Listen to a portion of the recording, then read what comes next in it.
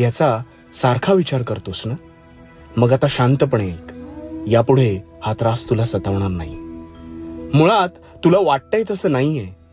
जोपर्यंत आपण दुसऱ्याचे कपडे परिधान करत नाही तोपर्यंत आपल्याला ते सैल बसतायत का घट्ट होतात याचा अंदाज बांधता येत नाही. अगदी काहीसं तसंच आहे. प्रत्येकाच्या कर्मानुसार त्याच्या आयुष्याचा फेरा चालतो. पण तुला दिसताना त्याचं जीवन हे सुकर दिसत असतं. स्वतः जर साफ मनाने पुढे जात असशील तर तुला पाहून इतरही हाच विचार करत असतील. हे कदाचित तुला कळलं नाहीये. एका अपंग मुलाने एका गरीबाला धावताना पाहिलं तर त्याला वाटलं की हा किती सुखी आहे.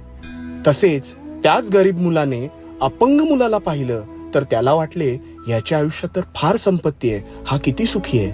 पण खरं तर दोघांच्या जीवनात दुःख वेगवेगळी होती. एकच सांगेन, तू कर्माने स्वच्छ राहा.